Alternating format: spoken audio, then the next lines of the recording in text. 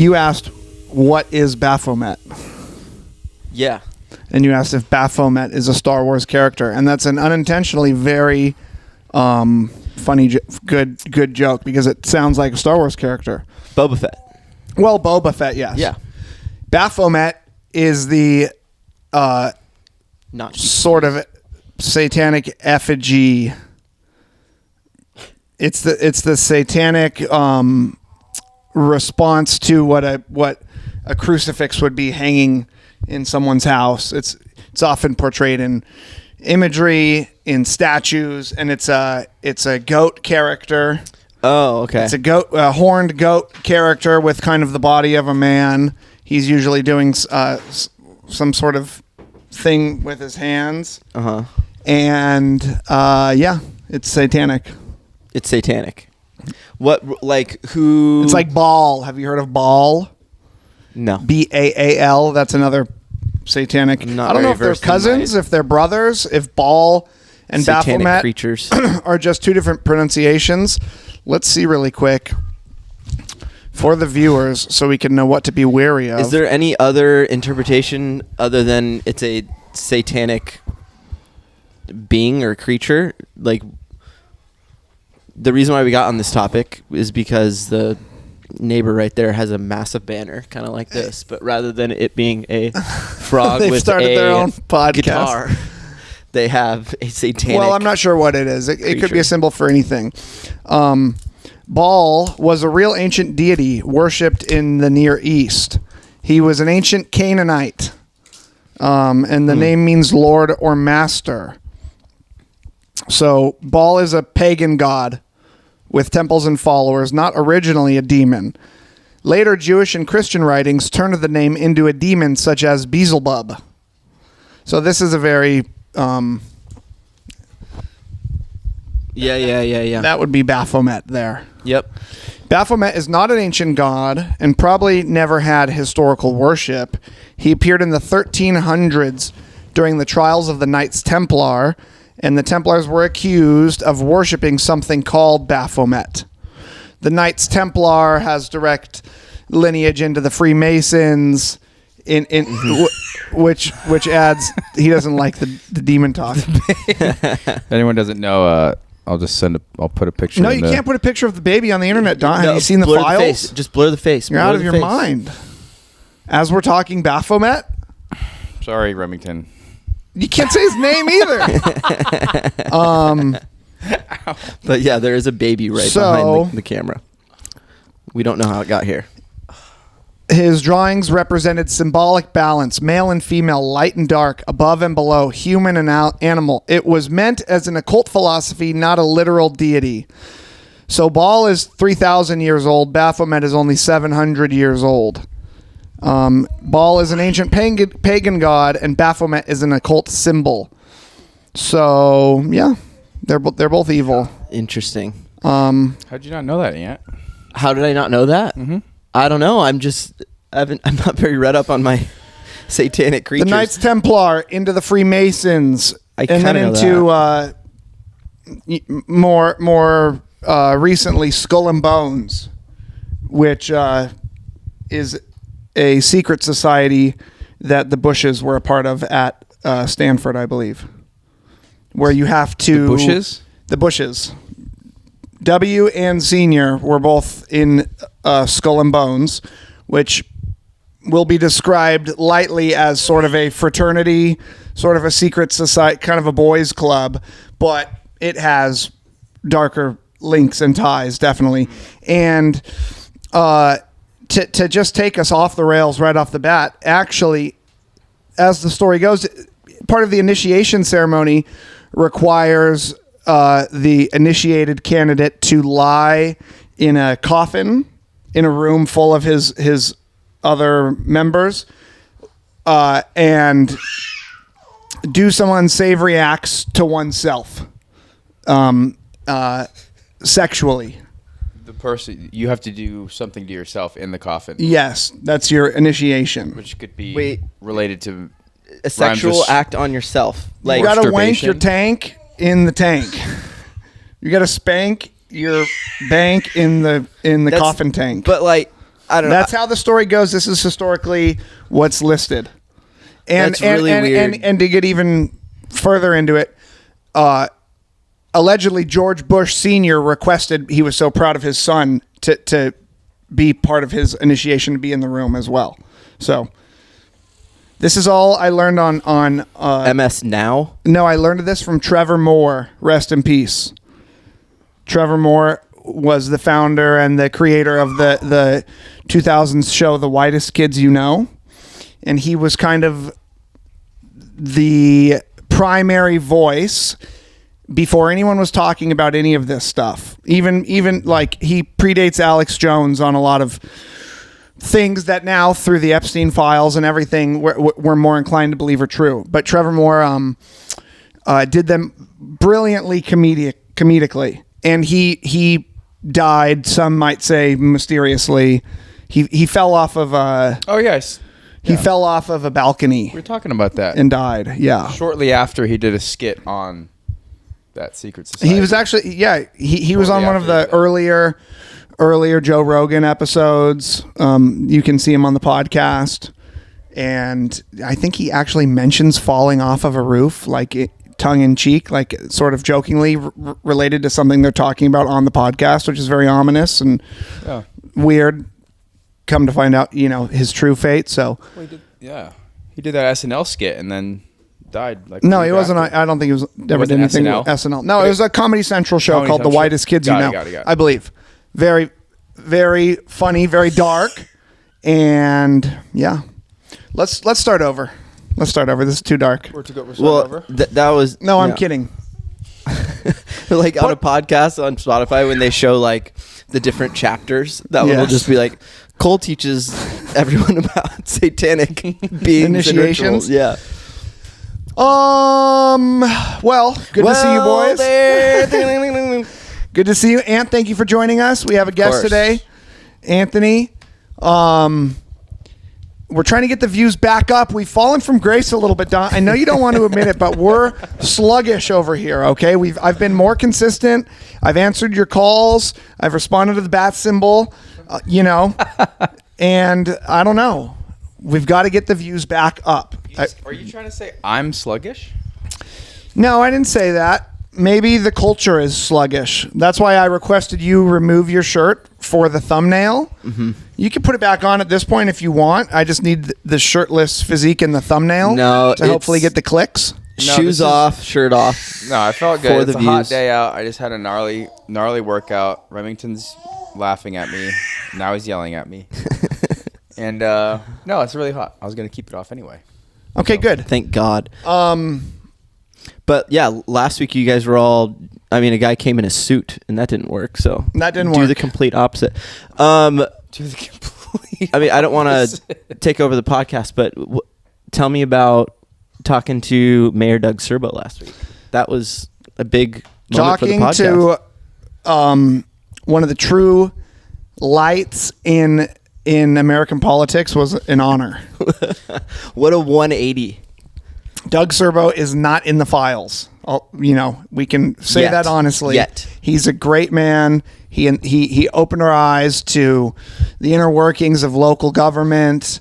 It was an honor and a privilege. He must have felt so tall in this chair because I'm a humble 5'9", and he was about 6'9", and I feel like I'm looking over you guys. So I'm Powerful kind of being. slugging. How did you end up in the slugging down the guest chair here? Yeah, the I guest think chair. Ant just kind of sent it in the Good. middle. Should we Ants- switch? And you know what? No. I'm gonna let our guests No. do whatever they want, Okay. whatever the heck they want This to is do. our guest. That was alpha. That was an alpha move, Ant. All right. You're an AMOG. Focus. You're an AMOG, which last week we went over, if you're in the dark here, is the alpha male of the group. Oh, wow. So you're the AMOG Thank today you. and always. I listened to the whole thing. Okay. Actually, I've known Doug for a while. I don't know him well, but he's a really, really nice guy. And when Cole was talking mad shit on Foothill Ranch. Foothill Ranch, which is a part of Lake Forest, and I thought that was funny. And then I heard that Doug wanted to be on because of it too. he wanted to Yeah. respond to the diss track. And yeah, I was super excited about it. Yeah, it was a great podcast. I thought it was awesome. You guys did a great job interviewing him. He ethered me in the hip hop terms. Is he too loud? Should I put him in the street? No. Okay. Put him across the street. Is there anything we could have done better, you think? No, I thought you guys did a great job. I mean, I would have loved to hear his opinion on like some, I don't know, current events and stuff like that. Maybe I think it would have been like, you don't want to like put him in a corner or anything, but just like, what do you think about this? What do you think about that? To get his opinion on a couple other things, but yeah, we can do a part 2. You did and I think you guys should do a part 2. I think when something big happens in like our community, yes, hit him up to break and it have down. him come out. Yes, yeah, he should be our correspondent. Yeah. I think he should be like the voice of reason. He's screaming at is that an ostrich, an elephant, or a octopus? It's Octopus. only an octopus. There's no way it's anything else. It's an ostrich. We'll try to get all the mayors. I think the fact that we have one mayor from a town, Lake Forest or city, we can get Mission Viejo. I'd like a council of mayors. Bunch of mayors. Yes. Yeah. To have them all on a panel. Oh, and I do think fit they them have a all on feud the with chair. each other. I want think they have a 4 feud. mayors on that bench. Yes. Have you guys been following Creek Team OC? Creek Team OC, I am a fan of theirs, yes. Yeah, the creek right behind my house is what they were talking They're about. a grassroots organization who is pointing fingers at the OC parks for poisoning the creeks. Spraying fertilizer. Not fertilizer. The opposite of fertilizer. What the hell? Glyphosate? Weed killer. Yeah. Chemicals. Everything. Poisoning the water supply. There's only like less than 1,000 steelhead trout, like native California. I believe steelheads left, and they're probably going to kill them all. The OC parks. If they haven't done it already. They're doing the Lord's work. Absolutely. There's lots of issues with the waterways here. I run lakes. that trail along the creek like all the time, and since the rain, it's so nice. There's so much water flowing, and the water's clear. It looks really, really good. But that's just mostly because there's so much water coming down. But like at times during the summer, it gets pretty much completely dry down there, and there's never any vegetation. And I've honestly, I don't know. I've never really thought of like why there's no vegetation. I just thought things couldn't grow there because of the huge embankments or whatever. But yeah, Life I didn't will know find a way. they were spraying a bunch of and they glyphosate and then they people run caught comparisons to San Diego, who doesn't do it, and San Diego has like the Nile River or the Amazon River, and it looks beautiful, and there's wildlife, and it has something to do with like flood control and them making sure that I guess the flooding doesn't get bad. And it's probably like, easier to water spray flow. that than to maintain things and deal with root growth and fallen trees and whatever else, manicuring and upkeep. It's probably easier it'd be easier to pour dirt in your front yard than worry about a lawn. Yeah. Yeah, so they found out that I guess OC Parks or Orange County something, I don't know if it was Parks or not, but they put something out like a while ago, like in 2016 or something like that said, okay, we're going to stop doing this. And then they use that information to call them out, and they're like, oh, we're not doing it. And they're like, yeah, you are. And then, this thousands of people started following. And then on Monday, they had a town hall with the supervisor. I forget what her name is. And I guess her and her team promised that they wouldn't do it anymore on Monday. So everyone on that team seems really happy. So it's cool. Oh, so they got a victory. It happened within like 2 weeks. Wow. Really, really quick. Let's get him on the pod. Because there was this is a call for a representative from OC Parks to come and give us the rundown. We're probably not enlightened fully on the situation. We are grateful for the work you do in the parks and to have public spaces. So just enlighten us if you can. And secondly, OC Parks came under fire for the Laguna Niguel Lake there. I forget if it has a name. Not far from Joe for the Gopher's house. What were they doing there? Well, there was a guy who works for Western Outdoor News, which is a like, I don't want to say historic, but a long running my father was in an article at Western Outdoor News when I was little regarding something.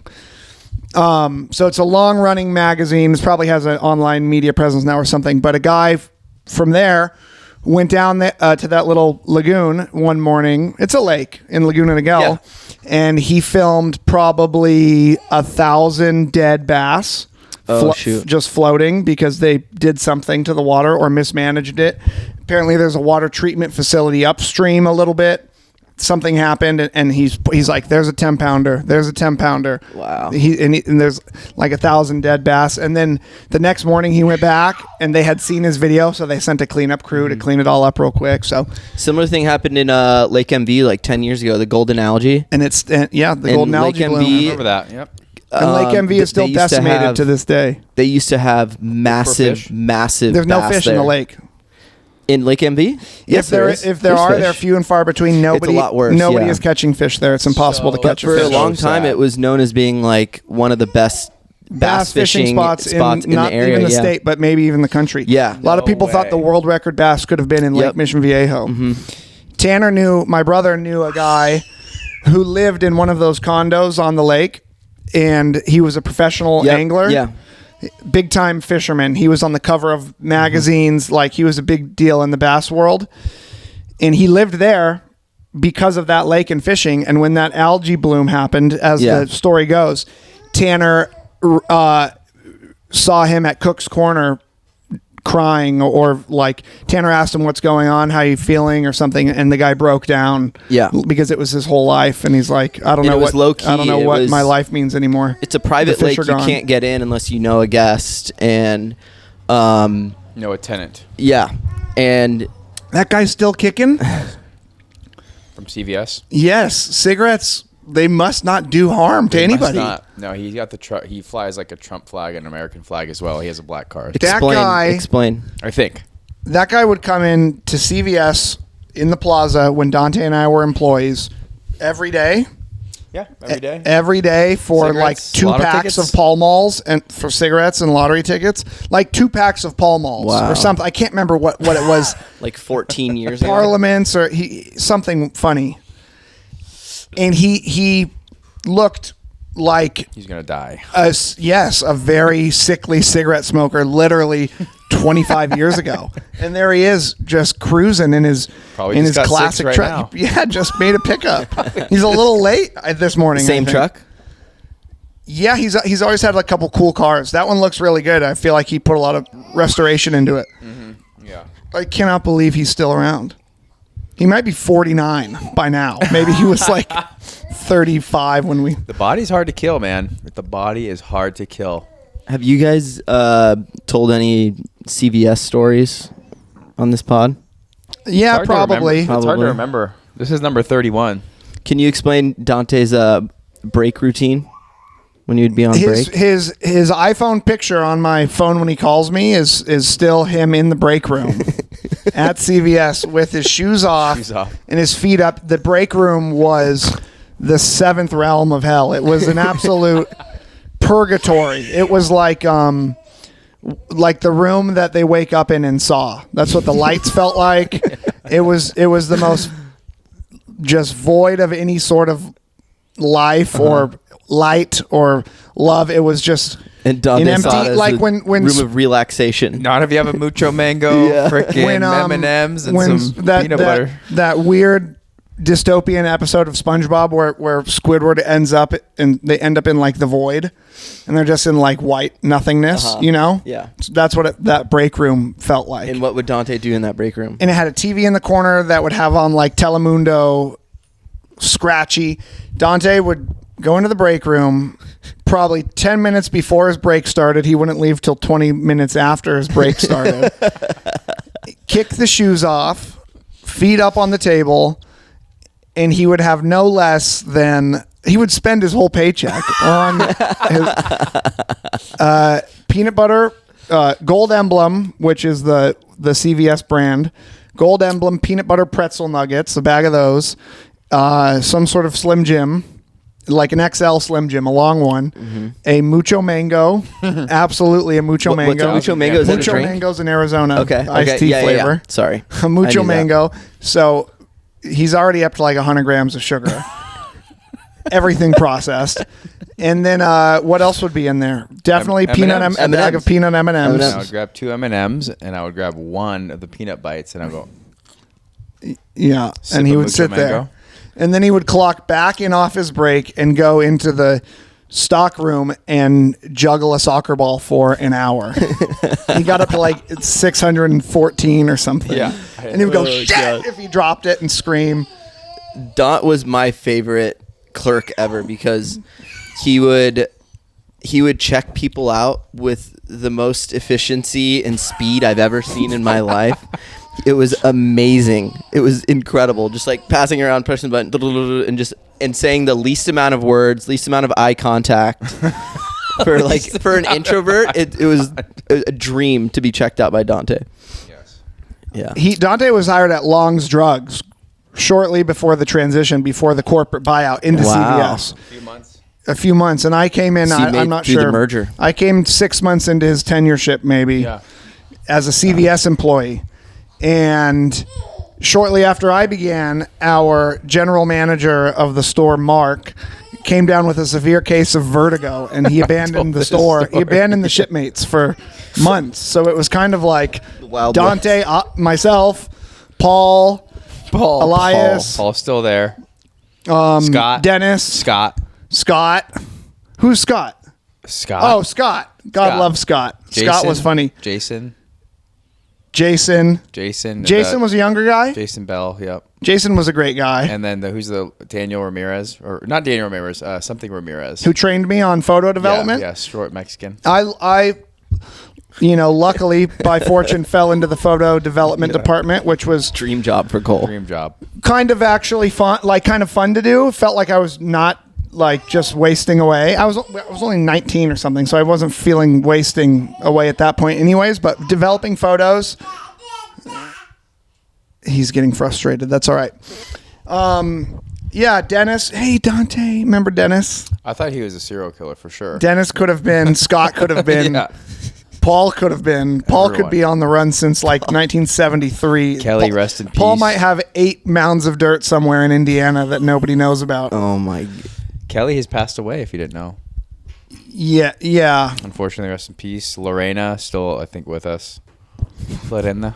And through that, we were exposed to many cultures.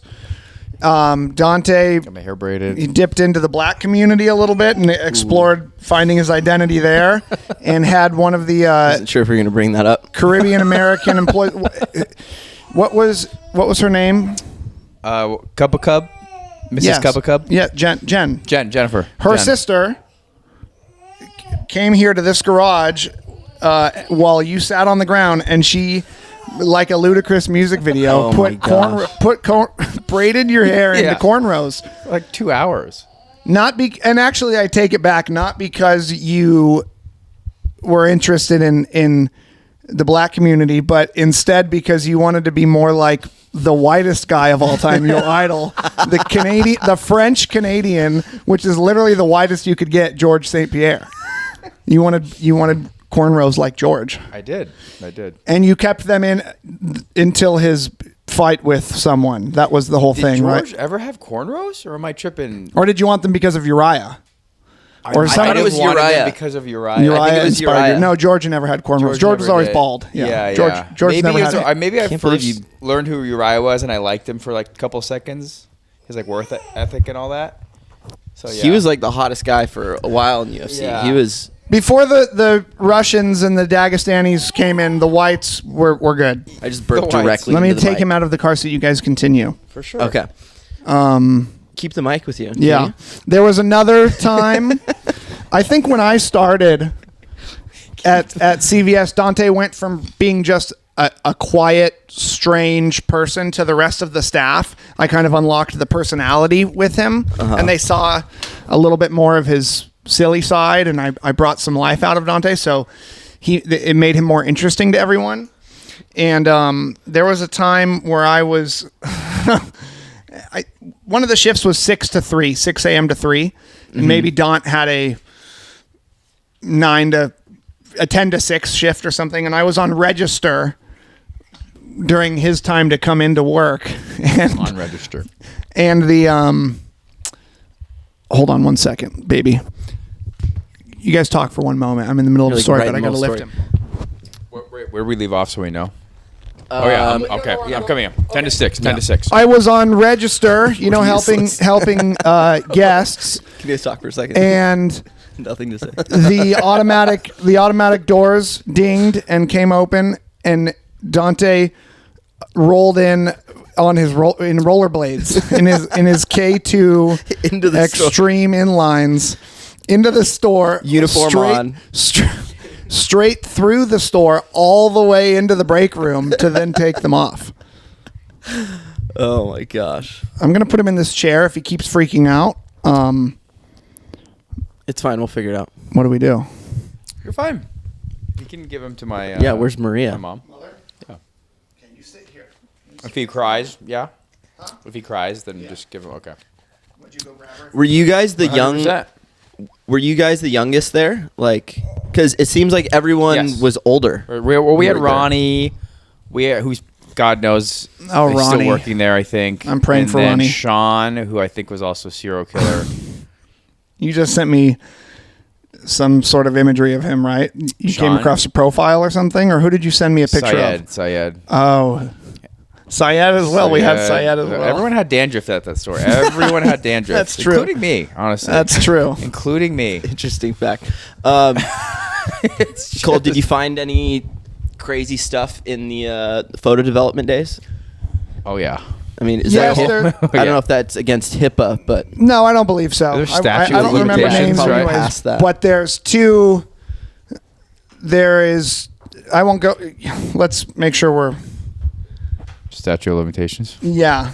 Well, You're checking. Let's be you be have real. to check the photos to make sure they Okay. developed right, You and know, also. in that you're checking for drugs and CP, which we all know what that is. Yeah. And if you see anything that bad, you're immediately supposed to report it to the police, which And we also, never saw. And we never saw. But also, you can't not see the pictures you're developing. You have You to look at feed them. the film into the thing. It goes through the machine, and then all the images populate on the screen. And if you see one that's like a completely blurred out or the thumbs over it, you can click it and not waste the print. You're supposed to conserve the ink and the. So, one time, a woman, a very nice, kind of middle-aged woman came in and dropped off a roll of film with me and was very adamant that she would be back as soon as they're done. She could not wait for these pictures. She needed them quickly. She was very excited about them. And I said, oh, it was slow perhaps. And I said, I'll get right on it and come back in an hour, 1 hour photo, 1 hour And the images were haunting. They were like various... Boba Fett, no Baphomet. Baphomet. They were various styles of like Victorian dolls, sort of like, Oh my! and the dolls were placed in the garden, and the dolls were placed in the bed, at the dinner table, as if they were alive, doing various tasks throughout the day. Wow. So Oh my gosh! Scary. that was different. Reporter. There Report it. were a couple times that I received a disposable camera that maybe some honeymooners might have taken with them. So Of age though. of age, yes. And we'd sometimes, if we found one funny, we might print it out and then you throw it to me in the stall. I found something Throw it at funny me. one time. I don't believe it was explicit or revealing, but I remember it was. I can't remember Right. It totally was. what I can't remember what it was, but Dante was defecating, probably not on break, on the clock. Yeah, you And, got to save that for the clock. And I had to make sure he was aware of these images as well. Yeah, someone also at CVS, pretty sure it was CVS, like walked, like a worker, they were working on the building and like walked in on me and I was like just pooping everywhere. And I'm just like sitting there and he barges in and he's like, oh, geez. And like gets mad. Do you remember that? He like Yeah. barged in. He's like, And that is your God, worst God." I'm like, what are you barged in with me, dude? But why didn't you have it locked? Are you mad? It should have been Broke locked. the lock or something. Or maybe I just forgot to freaking lock it. Have you guys ever been pooping in a handicap stall and a guy in a wheelchair comes in? Yes. Yeah. Possibly. Nothing never that happened to comes to me. memory, but that's got to be Yes, 100%. that's got to be a low. You've got to feel ashamed if you're in there and you knew you passed 4 other perfectly ableist stalls for the luxury suite, only to see some wheels of a hover round. Jimmy Chio has a story of he was at Saddleback College and he was taking a final and he was really sick and he had to be there, and he got up in the middle of the class and had to go to the bathroom and throw up, and as he's on his knees puking in the public Saddleback College bathroom, a guy in a wheelchair comes in, knocks on the door and demands entry, and Jimmy had to clean up and get out of there. Wow. Mind you, That was history of rock and roll, by the way. I never The did most take that iconic, course. Saddleback College course I ever took, because of we would dress up. One person was elected. We had like, I don't know, 10 of our really good friends in that class, and every day we would elect one person to dress up for the class, and the rule was you had to walk in 5 minutes late, and then take your seat and walk in 5 minutes late dressed as whatever it was, a vampire. Yes, or, I was very jealous of you guys at that time Yeah. because that seemed very fun. And It I was think I had very fun. retired from college at that point. It was, yeah. I remember, but the thing was you had to come in, if you were dressed as something ridiculous, like Joe dressed come in up late. as, you have to come in 5 minutes late. And like, for instance, Joe had dressed as like a baseball player with metal cleats on. And it's in the Saddleback College, like auditorium. So it's like for like music classes. So it's like a big auditorium classroom. And the door would come in at the bottom, and then you'd have to walk up the stairs and take your seat, and it was really awkward. So whenever someone was dressed up something crazy like baseball, you'd have to have an excuse. So Joe was like, "Oh yeah, I just went to the tryout," and then you'd sit down. Or like Jimmy dressed up as a vampire said he was filming like an Orbit gum commercial. And then my favorite was Dustin walked in with shorts, snow goggles, a beanie, and ski boots, like 20-pound ski boots, and walked up. who was that, Dustin? Dustin. Oh my gosh. Did you know that they are no longer the Gauchos No. at Saddleback I did College? not know that. Yes. Did you know, Don? What are they? What are they? Well, that's what I just wanted to pull up to inform you Because guys. UCSB they're the Gauchos. Well, Saddleback College changed its mascot from the Gauchos to the Bobcats To the in 2022 after a multi-year review about whether the old name was culturally appropriate. Oh no. The college determined that Gauchos referenced a specific cultural and ethnic group from South America, Argentina, Uruguay, and Brazilian cowboys. Some students and community members felt it could be seen as cultural appropriation because the school had no historical connection to Gaucho culture. It used stereotyped imagery tied to a real cultural group, and California community colleges were increasingly reviewing mascots tied to ethnic identities. So What's the gaucho? it's it's like a South American cowboy. It's like it just means cowboy.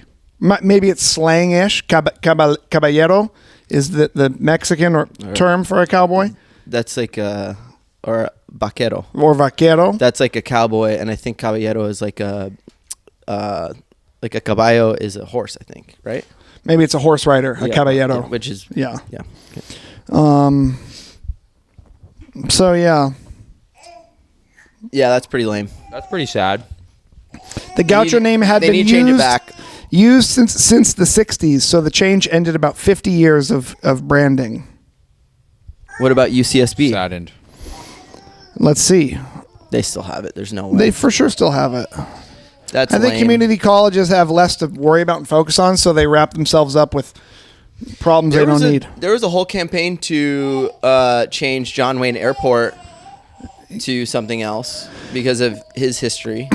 Yeah. And they were, I think it got like signed off. They were going to do it, but then it just like fizzled out. I don't know. There's still the massive John Wayne statue.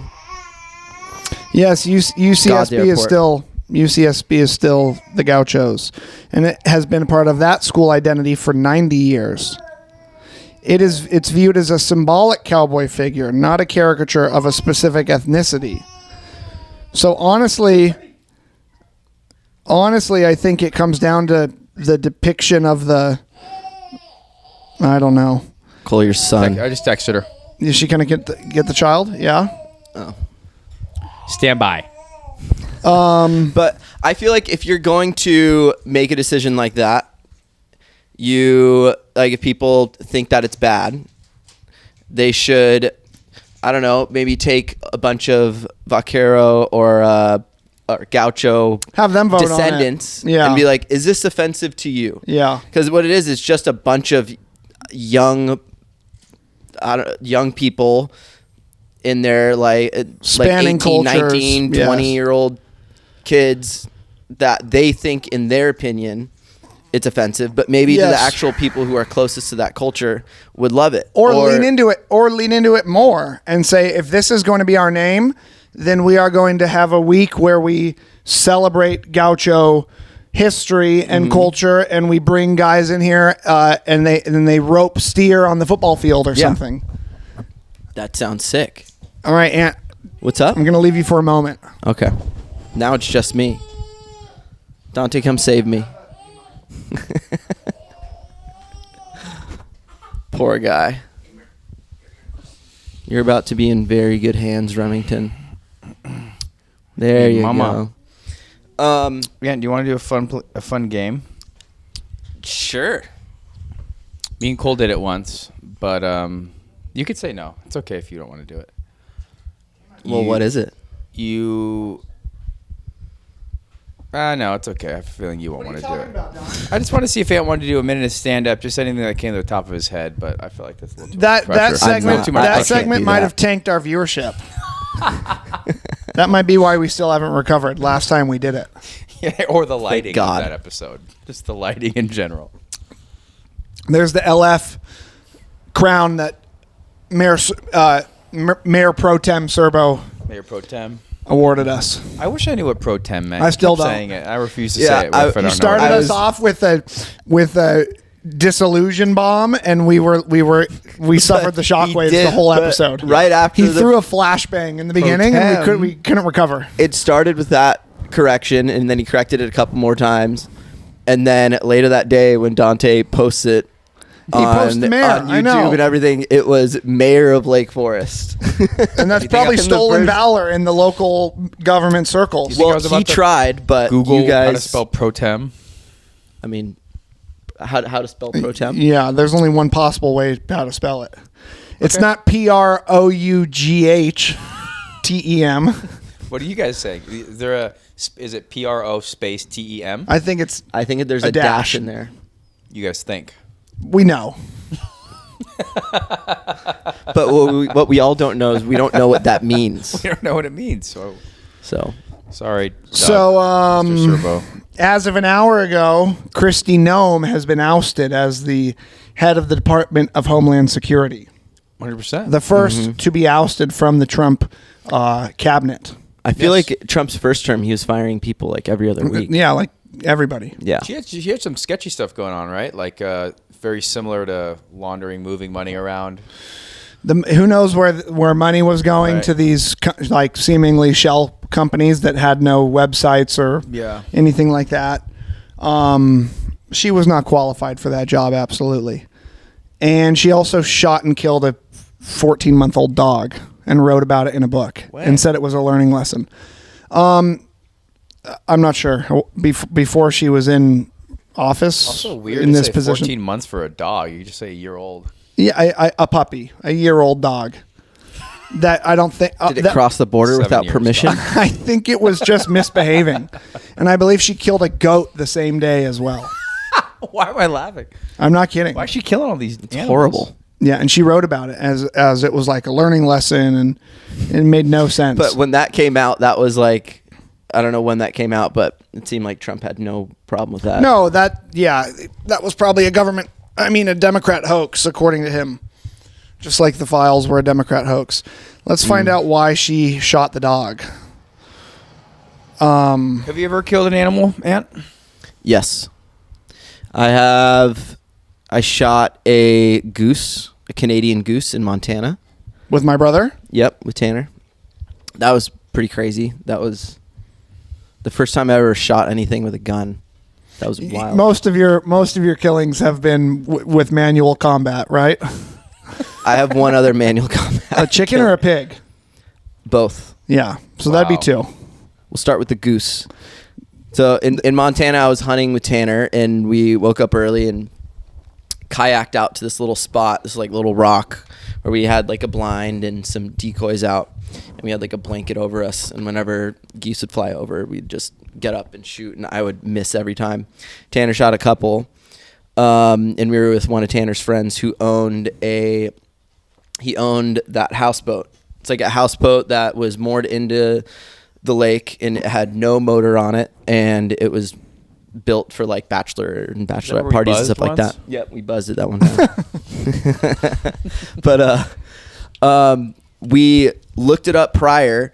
You are allowed to shoot off of a boat. Wow. In that area, if it does not have a motor on it and you are the owner of it.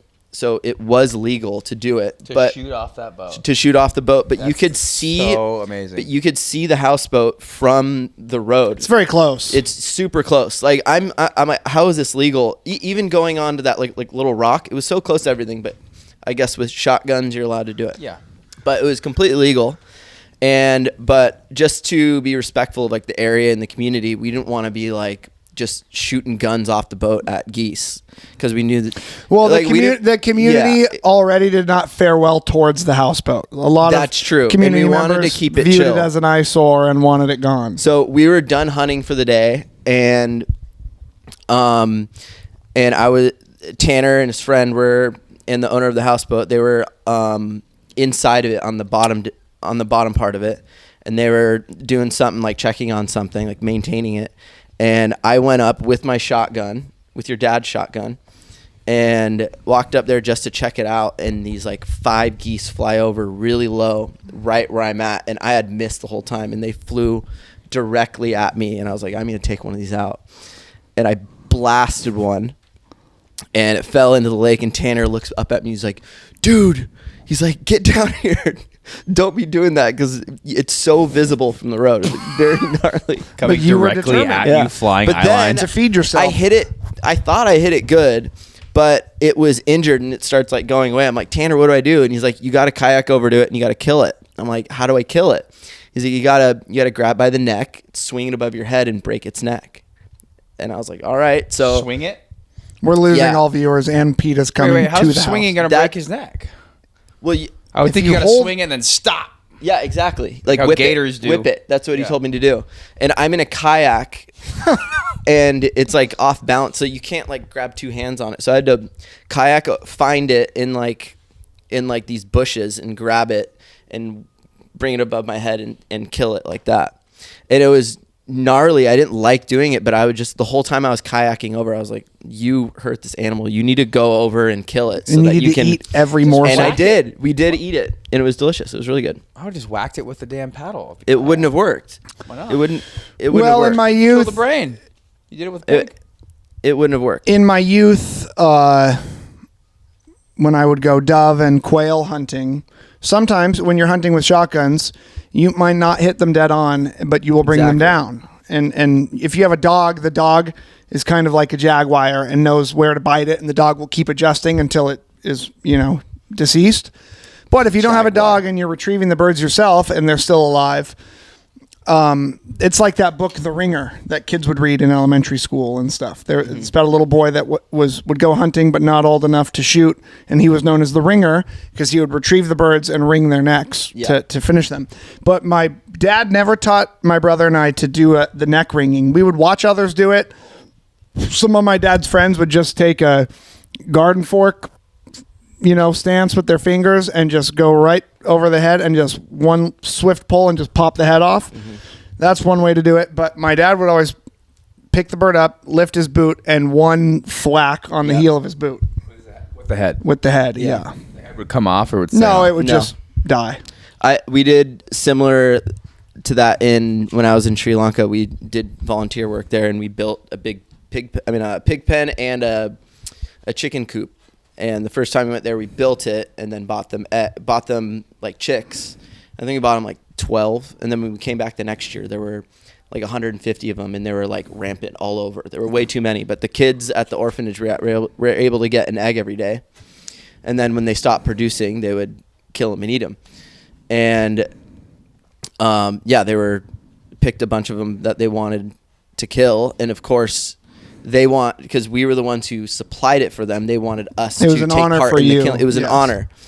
And it's not like I find joy in like killing animals, but It's it a was circle a of cultural life. thing. Anybody that eats meat, this is a reality. Yeah, and we did the ringer, and then we also did similar to your dad's boot thing. They were like small chicks, and we would grab them with one hand and just go up to the side of like a right angle of a wall, and just try to hit their head on the wall, and that would do it. That was probably the most humane way to do it. It was very quick. Now detail the pig experience. That one was really gnarly. When like I said, when the first time we went there, we built a pig pen, and they had a couple pigs, but their goal was to sell pigs and pig meat to their neighbors so that they could make more money for the orphanage. And they needed pig pens so that the pregnant females could be away from the males, they'd be safe and stuff like that. So I think there were like 8 pigs when we got there the first time, and pigs have like a crazy gestation period where they breed every, I think like 2.5 months or something like that, and they can have, I don't know, like 12 or 15. A litter, yeah. Crazy litter. So they populate like crazy. And when we came back, there were like 130, and they were out of the pig pens in this massive corral, and then they stopped breeding them, or they tried to, just because they had way too many. So the project we did was really successful. And right before we left the second time, they wanted to cook a lot of food and have a feast. Exactly. And of course they wanted one of us to kill the pig. So we chased down a pig, tackled it, hog-tied it, and then they handed me an axe, and they're like, we want you to do it. And I don't know if I was stupid, crazy, or brave. I don't know what it was. Nobody else would, right? Nobody else would. No way. And their technique of killing a pig was to just lift an axe as high as you can and just hit it on its head. With the blunt side of the axe? The blunt side of the axe. So I hit it, and it didn't die the first time, and I had to hit it like 3 or 4 times. And it screamed? It kind of screamed. It was like twitching and kind of like knocked out. And then Did you do a 12-6 or more of a 9-3? 12-6. Yeah, it wasn't a slice. It was a straight up and down. But yeah, it was crazy. I never thought I would be doing something like that, but when it's something I'll never ever forget about, and it was. They were very happy that I did it, and I'm happy I did it. Yeah, it was Joey feel something I specifically Joe did not look. I remember guarantee he covered his him eyes. just doing the classic like oh, and I know he didn't look at it, but Joe closed his eyes, and I think he thought he was safe. It was the sound that got him. Him and Max Houston did not like it. Speaking of the sound, did you see the Marine's arm break in the door? Oh my gosh, How that crazy was is so that? gnarly. That was so He's got to drink some bad. calcium, brother. No, your arm would have broke too. You think so? He had it at a 90 degree. He's And they full are of pulling him? adrenaline. They're pulling him? and then it Oh. becomes stuck. His arm's like wedged between the open door and the wall. Were they pulling him? And and you know who was Good. pulling him? The congressman? some Tim congressman. Sheehy. Tim Sheehy has taken Taylor $640,000 from APAC, number one. So he has a vested interest in silencing what that what that Marine was saying. Secondly, Tim Sheehy. Ask Tanner about Tim Sheehy, who's a Republican representative from Montana. Oh, the state of yeah? Montana. Yes. Do the Montanians like him? They do not. At least the Montanians that I know and my family members, no, they're not fans of Tim Sheehy. Would be his last name. Ooh. And Very unfortunate name. yeah, and he's done done some negative things with the public lands and put them for sale in aspects or voted towards that. And, from an outdoorsman perspective, he's not favored. And Did you hear anything about the Marine was it a Marine? Yes. Did you hear anything about who that guy was? I found his Instagram, actually. He was in Gaza and he was running for some sort of seat, Congress seat, but he came back and was saying all the things that he saw. I think he saw some of the stuff that happened with the Gaza the aid.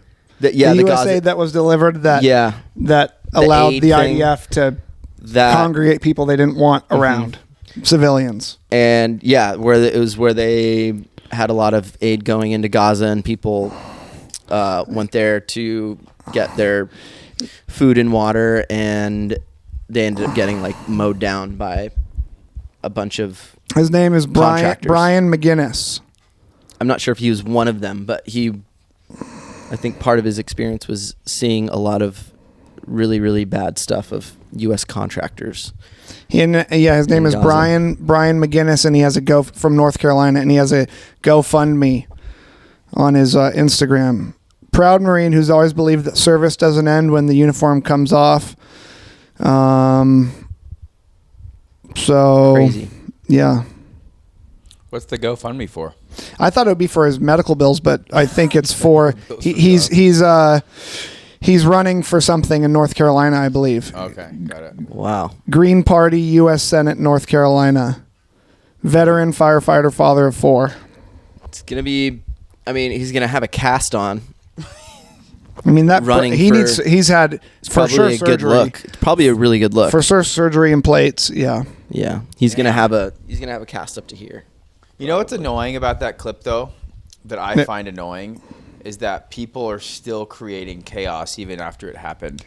Like, even the guy that was on his side, that was yelling right after the arm broke, the guy that's shouting and yelling and making it more chaotic, pissed me off so much. He was just like, look at that, a congressman just broke a Marine's arm, and he just kept screaming it. Yeah. And those people, they're politicians. Want to literally break their arms. But no, I just want, they need to stop. They're just creating. People need to help in those times. And the second he opened his mouth and expressed his opinion through his First Amendment right, the Capitol Police swarmed him.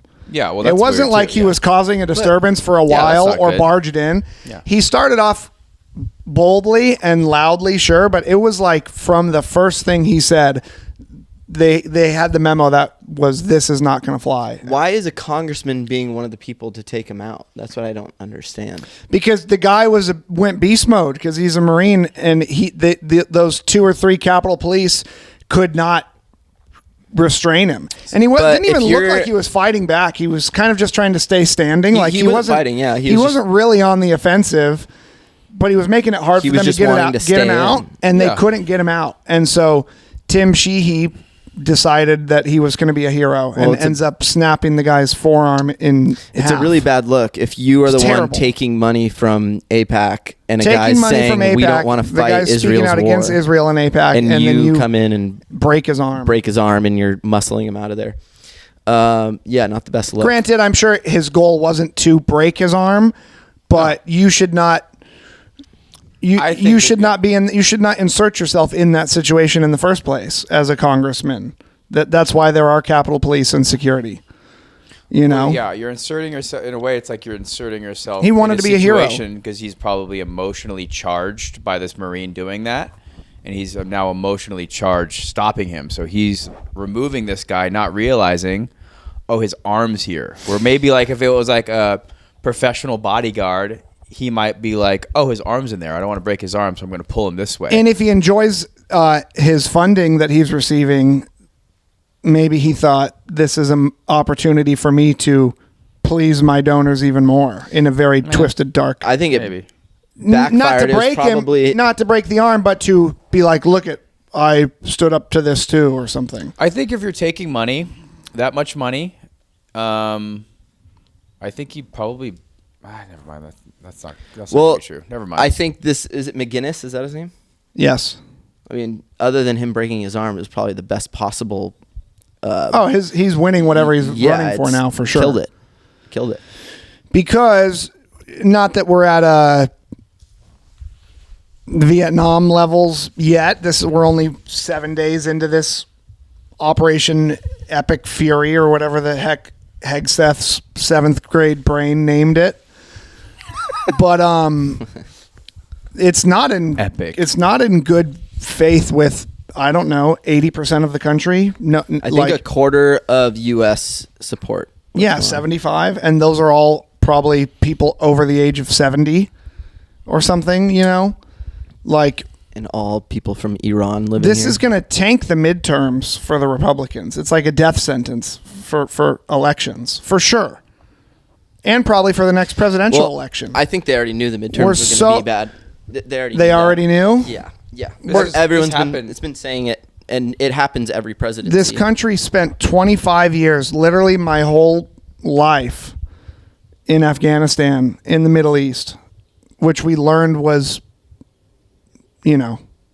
not good for nothing, really. Nothing was accomplished. Yeah. The second we pulled out, we said we've inserted this new government, then we've trained their military. The second that we left, it went back to full on like Sharia law, Well, So- yeah, Afghanistan we're getting out of here because we lost. Yes. We were on it, and it was almost exactly like Vietnam. And then we take pulled a out. 2-year pause while we were just coming out of a pandemic, and now we're back in Iran. I mean, I think there's six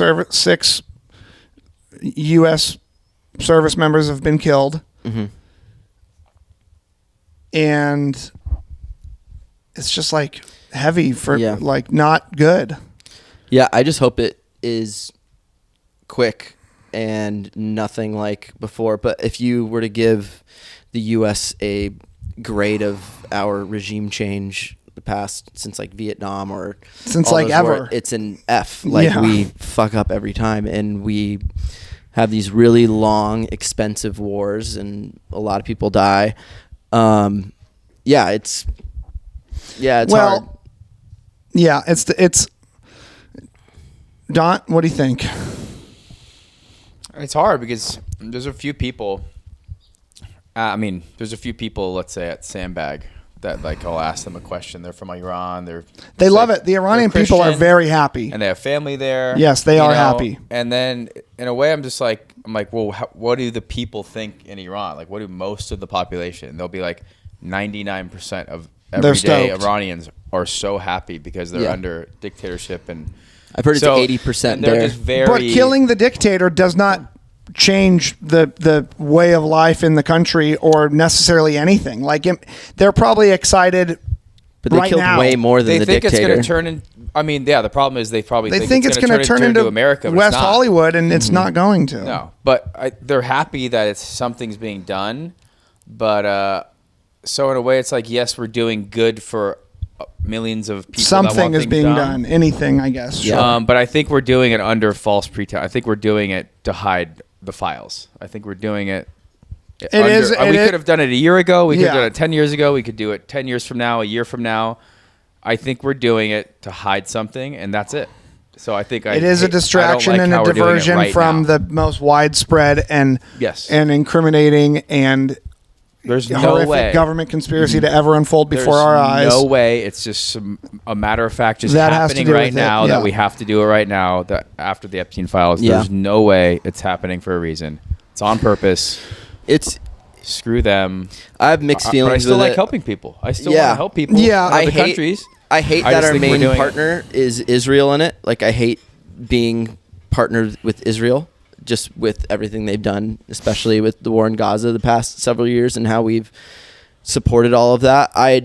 But I also get it, like what Don's saying, like Persian people from Iran that came over here. Like, my girlfriend was born there, and her parents are stoked. Her brother's stoked. Yeah. She's happy about it. They're definitely not like war hungry and stuff like that, but they have so much family there. Like, when my girlfriend was she was born there. When she was 5 years old, she got in trouble because she wouldn't say death to America. And she got taken aside and had her parents consulted on why she wouldn't do that. And she's like, as a 5-year-old, she's like, my aunt and my cousins are there. Why would I want death to them? So it's like they're telling children death to America. I know. It's crazy. definitely... And so her and her family are so happy It's definitely got out nuanced. Of there. Yeah. But you can hard. be happy that something is happening, but the future is unknown. So are they going to be happy in 5 years because this caused a change for overall positive long term? I mean, I think the fact that we're doing it for a bad, we're under false. Was it called false pretense? Is that the word I'm saying? Yeah. I think the fact that we're doing it to hide something, what I think, is that it's not going to end well. Because we're doing it not because they're doing it, not because they care about the Iranian people. They're doing it because, oh shit, everybody's in these files. We need to go to war now. On top of that, so I don't think it's going to end well. On top of that, Iran does not have nuclear weapons. According to people like Bibi Netanyahu, you can see the clips going back as far as news and TV interviews from like the late 90s where he's saying, we feel that Iran is weeks away from developing. Every time he's on TV, he says it. Every time he's on TV, he says it's weeks away. They still don't have anything. And then supposedly we blew them all up. Yeah, and supposedly we blew up the bunkers, but they're still saying that they're whatever they're calling fortifying uranium or whatever the hell you got to do to start making them. Yeah. They do not have them. On the other hand, Israel almost certainly has nuclear weapons and does not admit that they do. Yeah, because they got them in a really sketchy way. And they're a part of some sort of I don't know what it is. Not NAFTA, some sort of alliance organization where if you have them, you have to state it, and they state no, they do not. And even though it's almost positive they do. So Iran is not a threat to us on our domestic soil. What's happening? He's got to take a shower. Okay. I'll put him back in the chair. He's looking nice. Yeah, he's looking very happy. Very happy. This is an hour. Okay, well, I'm not done. Okay. All right. What time is it?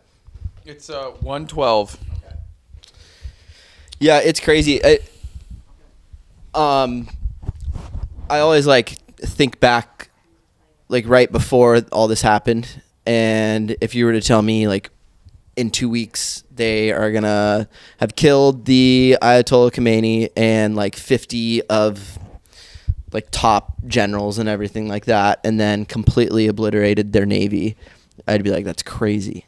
So from that perspective, it's really successful, but also I've been listening to a lot of people talk about how the the missile systems that go in what do you call those? The THAAD missile systems. What are those called?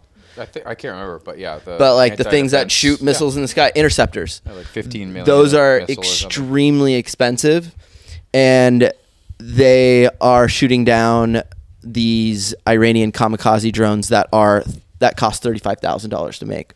Yeah. So, and they're making those really quickly, and they can't make these interceptors very fast, and we're going through them. And we sold a lot of those to Israel and you know what happens Ukraine. when we go through them? What, Cole? Northrop and Boeing, and they get to make new ones. They get the contracts to make new ones, and thus progresses the military-industrial complex. And all those stocks and all those investors and all those shareholders are like stoked. Scrooge McDuck off the high dive into the gold coins right now. This is the best thing for them. Oh yeah. And when we pulled out of Afghanistan, we no more money needs to be spent there. What happens, opportunistically a few months later, the Ukrainian war, and we have to fully support that. So there goes all those contracts to make them all of their firepower. And now that's kind of winding down, there's Gaza, but that's only the size of frickin' Tribune Hills High School, so they don't need that many, God bless it. Weapons for that. And now look at all these new contracts are coming out. Yeah, I'm sure. It's not good. It's scary. I don't know what's going to happen. I really hope they are able to figure something out. And Well, did you guys hear that since Operation Holy- Midnight Hammer? Holy sweet mother of... What? We've got a mantis ant. I thought it was a damn spider on my foot. Oh, nice. He smelled my apple. He wants the apple. Let's give it to him. Grab it. I want to get him on camera. Is he going to bite me? I can pick him up, no, right? No. Wait, let me get it. I don't know. Let me get it. Pick him up. I'm going to let him crawl onto me gently. This is an ancient, wise, almost alien-like creature. We're that we losing have him, to, Cole. have to Pick the respect. damn thing up. He won't move. Do they consider You move these and creatures pick it up. wise because they are wise or they look wise? He's You know what I'm meditating. talking about? Yes, he looks wise.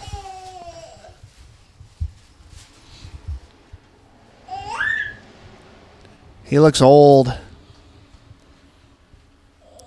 Very It's cool. like a wise. Sensei. This is He's been in it's the getting us dojo off for topic. That's an 4,800. Israeli praying Is this a mantis. spy? Yeah, it's trying to Spy get for us sure. to. Don't they They plant want to things say, in "Oh, this is a bugs? good Isn't that time to thing? stop." Huh? But did you guys hear? Don't they plant things in bugs? Or is that Birds. flies? Birds are spy drones. Birds aren't real. Did we hear what, Anthony?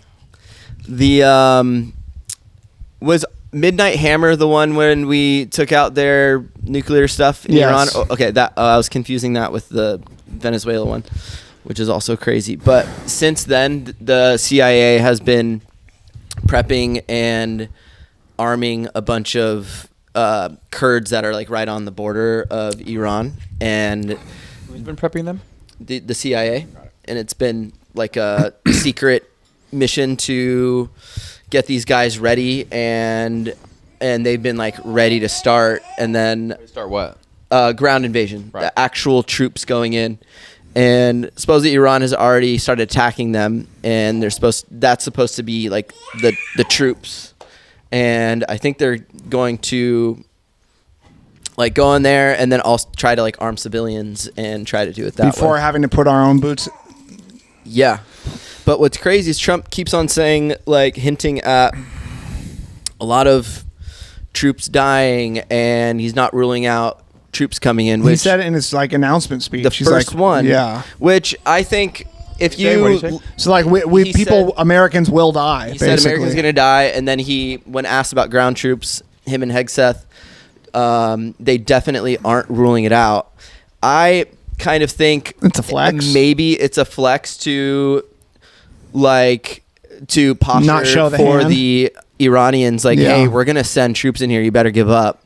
And when in reality, maybe that's not something he wants to do. Like he does stuff that other presidents never did. Like he'll go in and demand these insane tariffs on countries for 50% when in reality he knows that his goal is going to be 10% in a couple months. And it's a business move. It's Yeah. what you do Yeah. in business and when you're kind of crazy, but Yeah. no one's ever done it in politics in the US. So I think it might be kind of one of those bluffs where he doesn't care if he seems crazy to say these things. He doesn't give a shit, but he's just going to say it because it's a good strategic move. I wonder what old Vladdy and old Kim and old Xi Jinping, what are they thinking right now? They're quiet. They are quiet. They're condemning it, but they're super quiet. Is Iran not really their boys? I thought they were all boys. They're probably just taking notes, to be honest. I heard a guy talking about specifically the Chinese, the Iranian influence on Chinese like economy and everything. The Chinese buy a lot of oil from Iran, but he said something. It's only like 10% of the oil for the country, so they can pretty easily pivot, and they don't really trade with Iran a whole lot. That's what he was saying. He was downplaying the amount of influence that Iran has over China and how it's not going to hurt that country as much, and that's the reason why they're being chill with it. I don't know, but yeah. Friends, I mean, there's nothing that they have. What do you guys think of? So, the U.S. and Israel were the only ones in the beginning who went out and bombed Iran. I think still the main people who have done the offensive, but on the first day, Iran starts bombing like 8 other countries, and not only U.S. bases, but like the Dubai airport and stuff like that. Bahrain, Azerbaijan. Why do you think they did that? Why are they wanting more enemies? Could be false flag. It could be someone else. What do you mean false flag? Like they're making it up? Like the Qataris are making it up? Not making it up. Could be that. It could be American that- strikes. American, Israel, or their own country doing it to themselves just to cause. Just I to don't be think like, the Iranian government has been clear on what they're doing. They're like, yeah, that's us. We're doing it. the Saudi Well, one though. went down in Azerbaijan, a drone. I think it crashed. Maybe it wasn't like an attack, but it went down and exploded and might have killed people.